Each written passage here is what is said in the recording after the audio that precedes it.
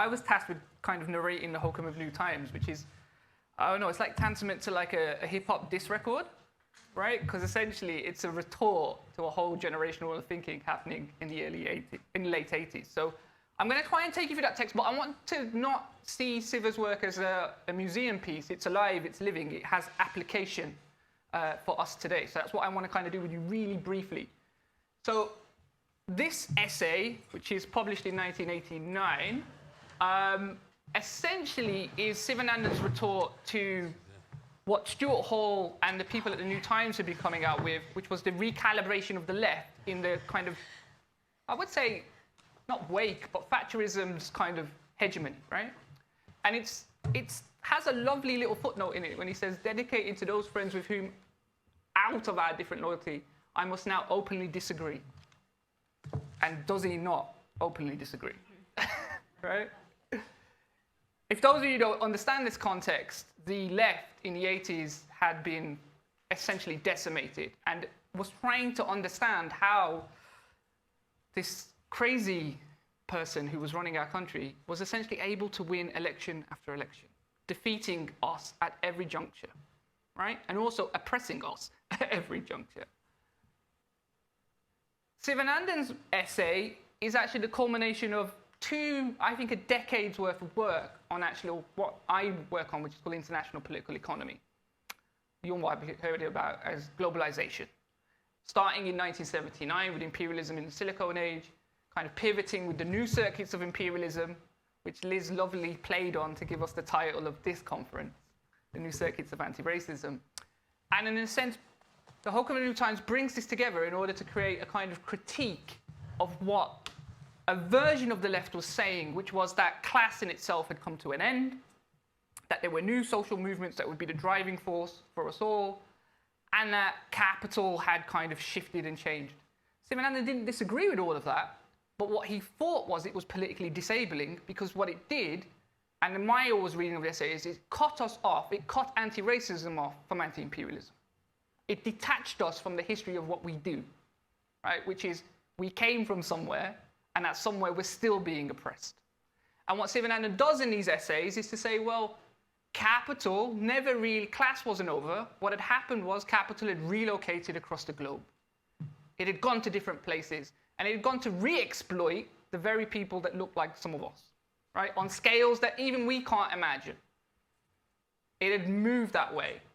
And only the most Eurocentric Marxist would think that class was over. In fact, class was just beginning. And it was beginning to look even worse, right?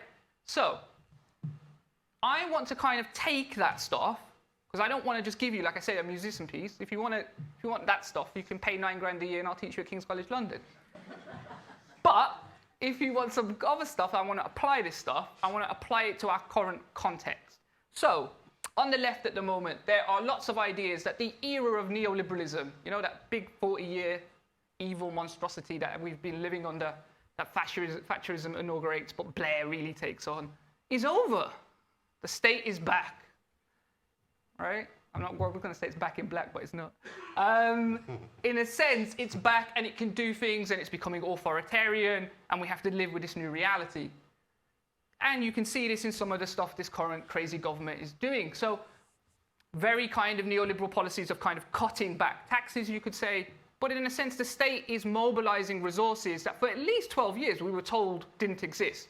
The magic money tree has been found, largely to help you pay or not pay your gas and electricity bills, right? Because capital has to reproduce itself, and us dying in the cold in the winter isn't good for exploitation.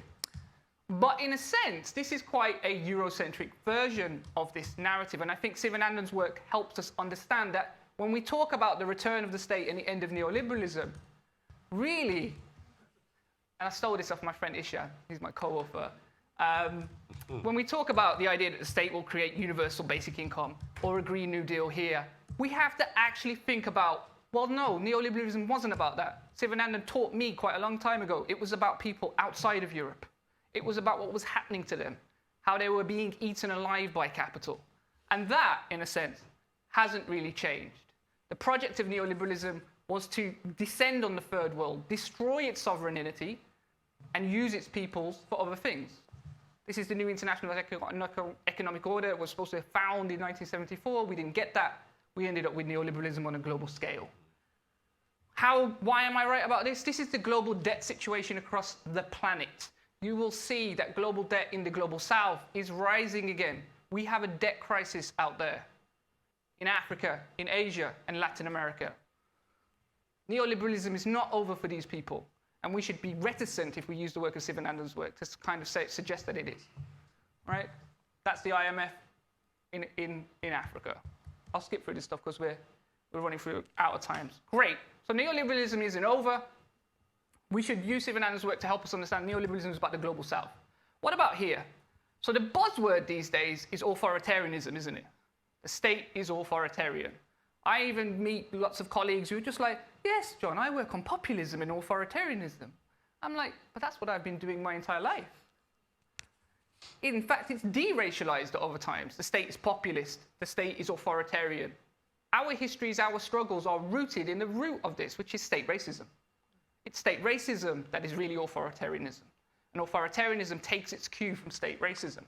This is the wonderful Impunity Entrenched, which you haven't read, you should read. It's the most amazing text detailing the current mode of this, where we have moved from kind of crazy populist leaders. But I want to go back to A.Sivanandan's piece on resistance to rebellion. In it, if you read the end of it, he talks about policing in Britain. And he talks about the rise of authoritarianism in the 80s. And he has this wonderful quote, and I'm always like, I wake up thinking about this sometimes, thinking, how you be so right? Right? And he says it's not merely that a free market economy requires a law and order state, but that even in its passing, end of neoliberalism, right, it leaves only the option of a mixed economy with a corporate state maintained by surveillance. They are but two shades of the same authoritarianism, the one more modern than the other, but neither speaking to the birth of a new society. And I think that's actually the juncture we're at.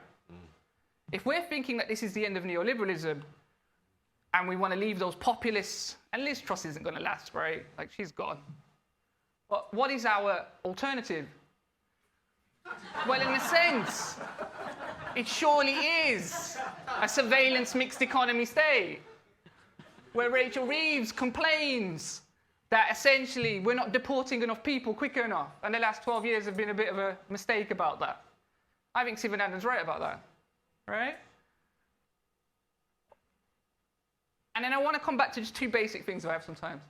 In 1995, A.Sivanandan writes a text that kind of sums up his take on international political economy. And he says, and I love this quote, he says, the basic fact is your economics that create our politics. He's talking about the global south and anti-racist, right?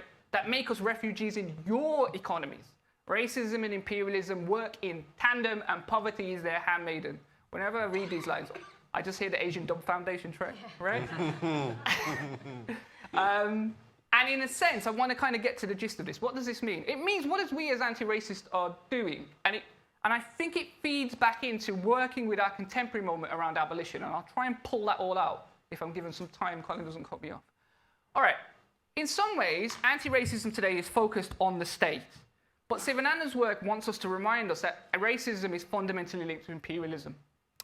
So whilst we are radically campaigning against our state racism, there is a globalized form of racism located in institutions like the IMF, like the World Bank, like intellectual property rights, like patents. This is a map of all of the countries that voted against a claim from India and South Africa to basically free up patent rights over the COVID-19 vaccines. Right? Notice who votes against it. Notice who votes for it. This is international state racism, of us saying that we as anti-racists should have an eye on. We should understand these debates. I go to all of these international political economy places, and I'm one of the only few brown people in the room. We should be in those spaces. We should be making our voice heard. We should understand these debates. And just to give you this case, there's now a kind of weird court case going on because essentially the WTO tried to share some of the patent stuff. The Moderna vaccine was re-engineered in South Africa, and as you'll see, Moderna says it's like copying a Louis Vuitton handbag. Right? Vaccines that will save you are basically the same as kind of trying to copy handbags. Right? That is institutional racism of a site that we should abolish. Why is this important? Because our politics now is rooted in abolition, I think, as anti-racism, and it's beautiful and it's wonderful. But in a sense, we also have to expand the idea of what we should be abolishing. And I think Sivanandan's work on political economy reminds us of that fact, right? That it's these global institutions, imperialism, right? Can I use that term? It's imperialism that we also should abolish. Why so? And I just want to bring this on my last point. If you read the Hokum of New Times, one of the things that it has, someone tweeted this yesterday and said this is the worst calendar ever, which I thought was great. Right? If you read this stuff, if you read what he talked about, how the personal political has to be kind of inverted on itself, we as anti-racists have to respond to some of the things that Miriam was talking about. The kind of idea representational politics will save us, right? And you could see that they tried every color of man known, and it still ended up with a white guy called Jeremy, right? Poor Kwasi. He didn't even make it like a couple of weeks. Look at him, right? But look, they've all been faced up. It's not that form of politics. But he also reminds us that our prior era, the history that we kind of base ourselves on, that makes us feel good. You know, when you pump out your chest when you talk about Bandung, that's also gone. Sivanandan tells us that, like, those state structures have gone, right? We're not really there anymore. We wish we were there, even with all of the problems. And there were a lot of problems in that picture. There. We're actually now at our level of communities of resistance, right? Where we are displaced communities fighting various state formations. And part of what Sivanandan's political economy asks us to do is how can we talk to one another? How can we express solidarity with each other? How can we ourselves create a bigger community of resistance that can come together? And I think that's part of what his legacy is to ask us to have those conversations. How can we bring the project around dealing with neoliberal housing and basically social murder of Grenfell? How can we bring that into conversation with what's happening in Palestine? How can we bring that into conversation with what's happening with Black Lives Matter? And how can we, understand what's happening in the global south? This is the Indian farmers' movement against the neoliberal land reforms. This is a world historical event. As anti-racists, do we know this? Do we understand these debates? I think Sivanandan's work means that we have to understand those debates. So I'll just end with this quote, and I think it's always the quote I always give to some of my students, and it's a project, right? It's not a museum piece. Our work as anti-racism and anti-imperialist continues. And he says, Sivanandan says, we have cultures of resistance to create, communities of resistance to build, a world to win. Now is the moment of socialism. I repeat, now is the world of socialism, and capital shall have no dominion. Let's make sure that capital doesn't have no dominion moving forward. Nice.